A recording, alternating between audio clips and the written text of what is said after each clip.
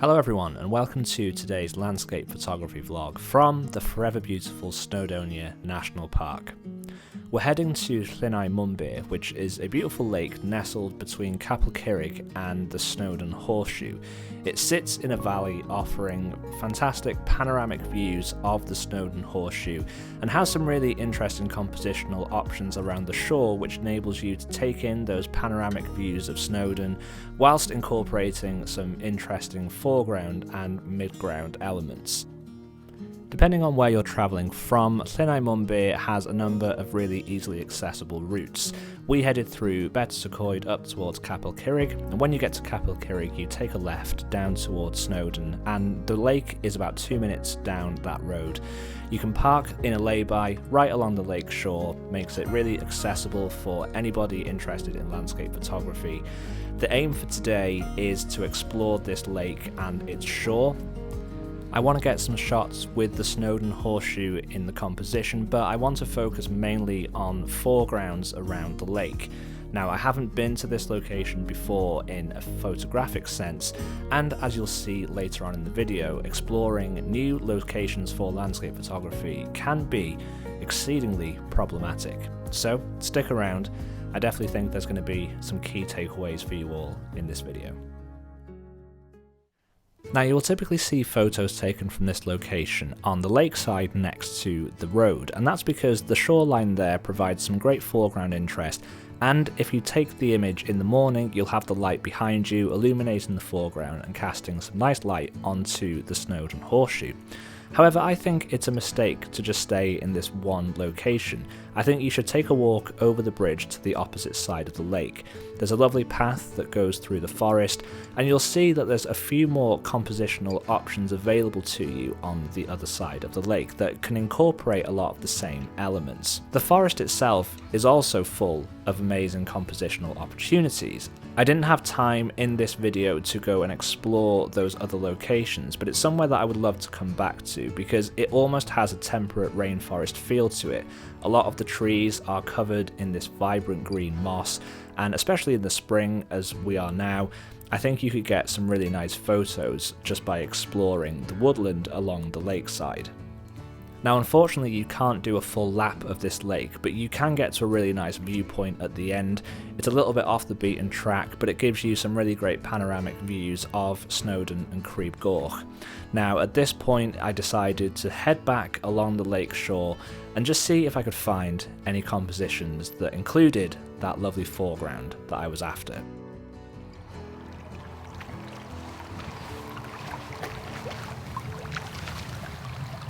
So this is definitely more of a sunrise location. Hi everyone, Future Chris here.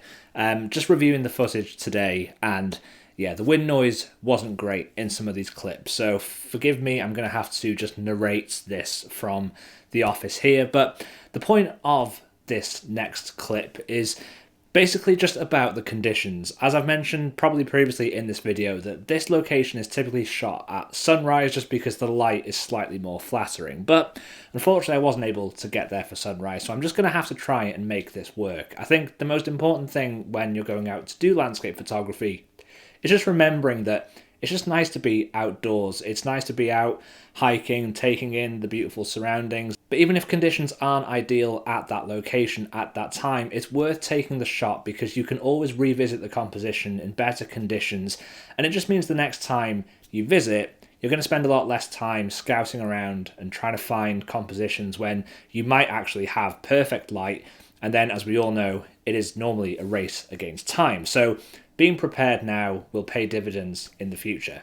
So I walked as far as I could on that trail up to the viewpoint that you would have seen in the B-roll, and then I sort of came back and was spending a bit of time on the lake shore, but I wasn't really finding the compositions that I was hoping to find. There was some bits that were okay, but nothing that was really kind of blowing my mind. So I always think in those situations, it's something that I've mentioned before on this channel, probably in previous videos, but if you don't love a particular composition, don't feel like you have to stay there and make it work. You can always revisit it. So it's worth exploring and going a bit further afield. I walked about 20 minutes back towards the car, which is in the sort of Capel direction, knowing that if I didn't find anything good, I could always go back and try and make something work. But thankfully, I did come to another location about 5 minutes further down the trail. I ventured off into the woods and arrived at the shore yet again. And here there was a lot more opportunities for more interesting foregrounds. And that's where this next clip picks up from.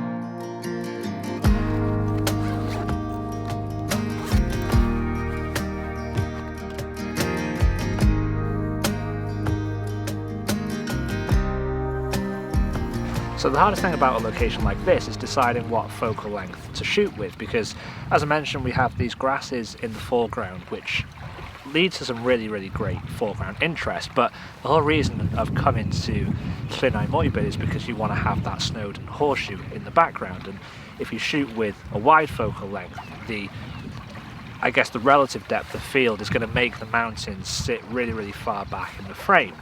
Now, you could shoot with a slightly longer focal length, so if we're going to shoot some of these rocks in the lake, then that's going to help compress the image, which makes the Snowdon horseshoe appear to be much more dominant.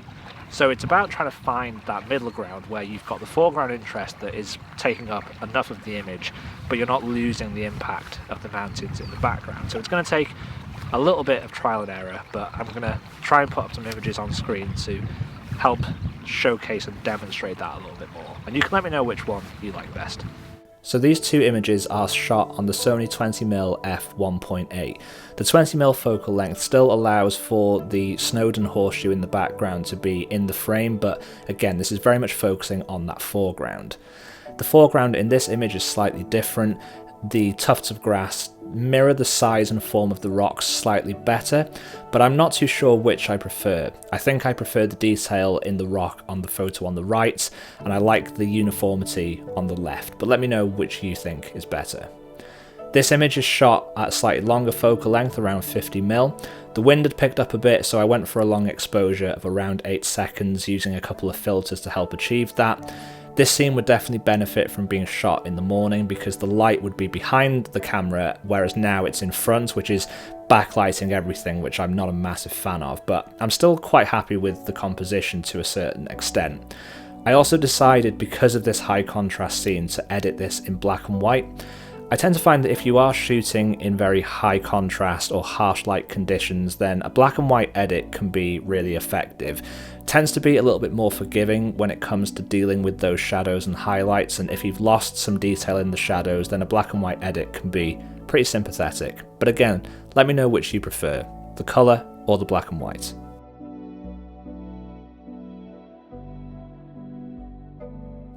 So I really enjoyed this location. Llynau Mymbyr is definitely somewhere that I'm going to go back to at sunrise, and I will try and make a vlog when I'm there because I definitely feel like that is the best time to actually go and visit this location.